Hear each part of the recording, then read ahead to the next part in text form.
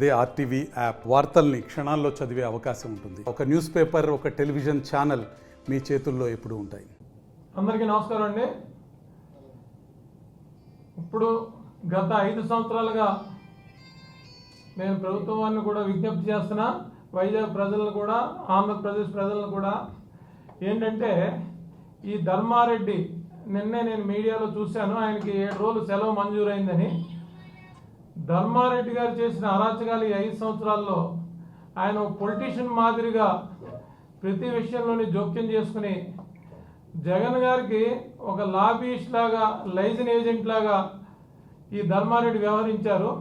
ఆయనకి తోడుగా ఈ అనిల్ కుమార్ సింఘాల్ వీళ్ళిద్దరూ కలిపి వ్యాపారస్తుల్ని సుమారుగా 75 వారాల పాటు ప్రతి అభిషేకానికి వీళ్ళిద్దరూ కలిసికట్టుగా వ్యాపారవేత్తల్ని అభిషేకానికి 4గురిని 5గురిని తీసుకెళ్తా ఇష్టానురీతిగా బిజినెస్ పీపుల్, వివిధ వర్గాలకు చెందిన వారి ప్రాపకం కోసం వారి దగ్గర ఆశించాం. మరి ఏమో ఏ విధంగానో మరి వారిని అయితే విచారణ చేయాలి సమగ్రంగా ప్రభుత్వం వారు.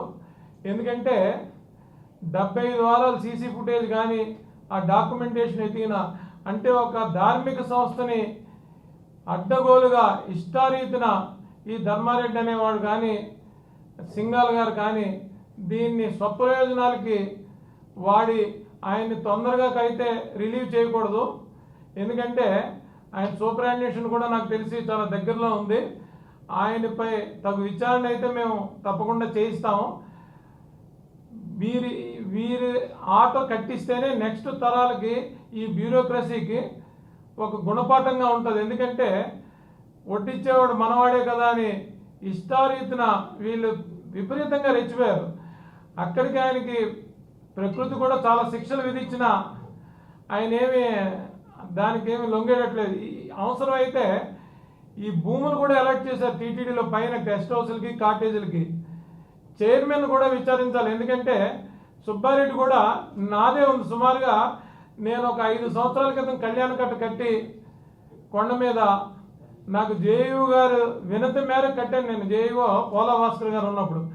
ఈ రోజు కూడా నేను అర్జీ పెట్టుకుంటే చైర్మన్ కానీ ఇదే ధర్మారెడ్డి కానీ కనీసం ప్రివిలేజెస్ కూడా మూవ్ చేయలేని పరిస్థితి ఉంది. అంటే వీరికి నచ్చిన వాళ్ళకి తప్ప వీరిని సొంత జోబు సంస్థగా, ధార్మిక సంస్థ అనే భయం, భక్తి, నీకు తిరుమల అంటే అనగా వణుకు పుడుతుంది అందరికీ.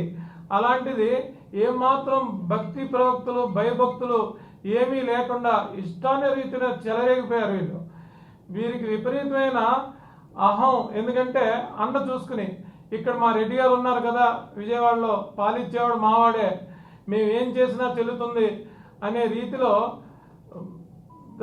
ఒక ధార్మిక సంస్థని ఏ రకంగా ఇంకేమైనా ఫైనాన్షియల్ మిస్యూజెస్ చేశారా, ప్రభుత్వానికి స్కీముల ద్వారా ఏమైనా టీటీడీని కూడా వాడేశారా ఏంటనేది కూడా పూర్తిగా విచారణ చేస్తాం.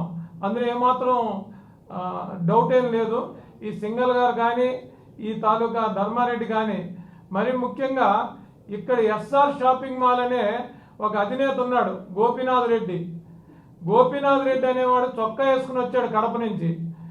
ఇక్కడ అతను ఎన్ని భూములు కొన్నాడు, అతని భూముల తాలూకా డీటెయిల్స్ ఏంటి, ఏ కంపెనీలు పెట్టాడు, దశపల్లా భూముల్లో అతనికి ఏం సంబంధం ఉంది, అతను ఏ రీతిని దోచుకున్నాడు విశాఖపట్నాన్ని, అతని ఒక్క చొక్కా ప్యాంటు దోచి 4-3 పార్ట్నర్స్తో చిన్న బట్టల షాప్ పెట్టినాడు, ఇన్ని కోట్లు ఎలా సంపాదించాడు అనేది కూడా విచారణ చేస్తాం. ఎందుకంటే అతను నాకు తెలిసే 2-3 వేల కోట్ల రూపాయలు దోచేశాడు ఈ ప్రభుత్వ. ధనంజయ రెడ్డి అనే వాడిని అడ్డు పెట్టుకుని ఈ ధనంజయ రెడ్డి మీద కూడా విచారణ చేయిస్తాం. ధనంజయ రెడ్డి ఇక్కడ వైజాగ్లో నివాసితుడైన ఇతను సుమారుగా 10 షాపులు పెట్టాడు.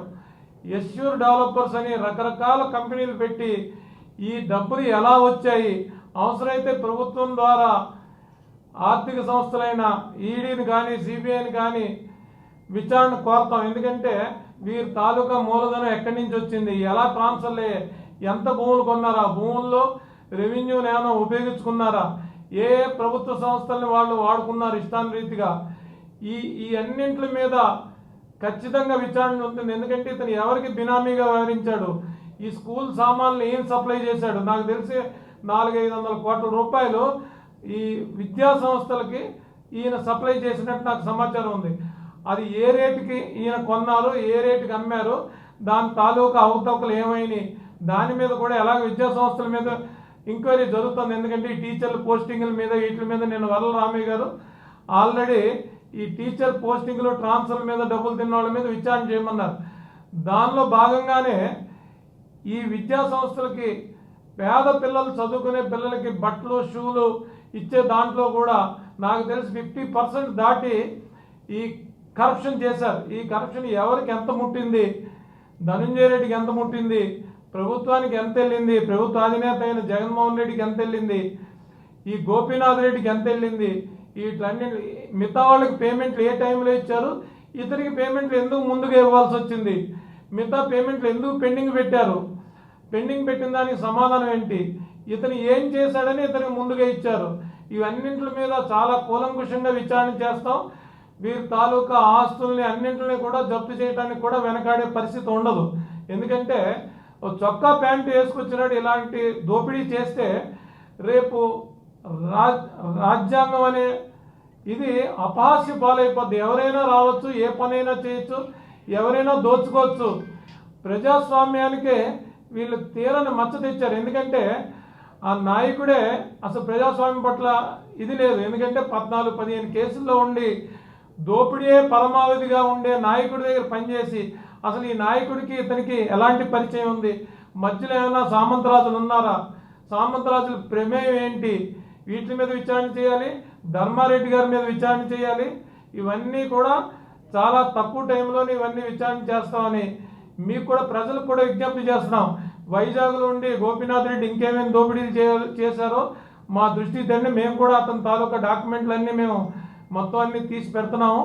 ఇంకా ఈ ధర్మారెడ్డి గారిది కానీ సింగాల గారు కానీ ఈ 75 అభిషేకాలు చేయించినవి వరుసగా ఇంకా మీకేమైనా ప్రజలకు కూడా సమాచారం తెలిస్తే ప్రభుత్వం వారికి తెలియజేయండి, ఏసీబీకి తెలియజేయండి. వీరందరినీ తగు రీతిలో శిక్షించబడకపోతే కనుక ప్రజాస్వామ్యం నవ్వుల పాలైపోయి ఇది ఒక ప్రాక్టీస్గా అయిపోయి భావి తరాలకి ఒక బ్యాడ్ సిగ్నల్స్ మనం అందించినట్టుగా అవుతుంది. ముఖ్యమంత్రి గారేమో నా కాన్వాయ్కి కూడా ఆపత్తు, సామాన్య ప్రజలతో పాటు నేను ఉంటాను, నాకేం ఎక్కువ కాదు. ఆయన ఈరోజు చూశారు ఒక సమావేశం, లెజిస్లేటివ్ పార్టీ సమావేశం అవుతుంటే నాకు పెద్ద కుర్చీ ఎందుకు వేశారు, నేను అందరితో సమానం అని చెప్పి పవన్ కళ్యాణ్ గారు, పురంధేశ్వరి గారు ఏ కుర్చీలో అయితే ఆసీనులు అయ్యారో అదే కుర్చీలో ఆయన కూడా ఆసీనులయ్యి ఆయనకి పెద్దగా వేసిన కుర్చీని తీసి ఆయన తాలూకా సహాయకులకి చెప్పి మరీ మార్చిపించుకుని ఒక రోల్ మోడల్గా పరిపాలిద్దామని ఆయన ఉంటే గతంలో కూడా అలా పరిపాలించిన దాఖలాలు ఉన్నాయి.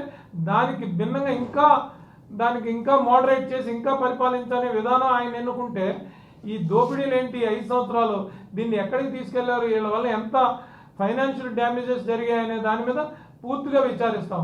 ప్రజలకు కూడా మరొకసారి విజ్ఞప్తి చేస్తున్నాం ఏంటంటే వీళ్ళ తాలూకా దోపిడీల్ని ఎవరికి ఏ అసౌకర్యం కలిగింది, ఎలా కలిగింది, ఎప్పుడు కలిగింది అనేది కూలంకుషంగా ఏసీబీ వారికి కానీ మా తెలుగుదేశం పార్టీ కార్యాలయం కానీ మీరు తెలియజేస్తే దాన్ని తగు విధంగా మేము చర్యలు తీసుకుంటామని మీ అందరికీ సభాముఖంగా తెలియజేస్తున్నాం. నమస్కారం. మాకు 2 బస్సుల్లో మేము వెళ్తున్నాం. మిగతాది ఎవరు కారుల్లో వాళ్ళు వస్తున్నారు. స్తోమత ఉన్న వాళ్ళు వాళ్ళ కారులో వాళ్ళు వస్తారు. బస్సులు తీసుకెళ్లే కార్యకర్తలు బస్సుల్లో వస్తారు. మా లీడర్లను కూడా పెద్ద లీడర్ని ఆ బస్సులకి కోఆర్డినేటర్లుగా ఉంచి వాళ్ళ తాలూకా బాగోగులు చూడటానికి మా పెద్ద లీడర్లు కూడా మా వార్డులో ఉండే పెద్ద తలకాయల్ని ఒక్కొక్క బస్సుకి కూడా వాళ్ళని పెట్టడం జరుగుతుంది. మరిన్ని వీడియోస్ కోసం ఛానల్ ని సబ్స్క్రైబ్ చేయండి. లేటెస్ట్ అప్డేట్స్ కోసం వాట్సాప్ ఛానల్ ని ఫాలో చేయండి. అండ్ లింక్ డిస్క్రిప్షన్ లో ఉంది.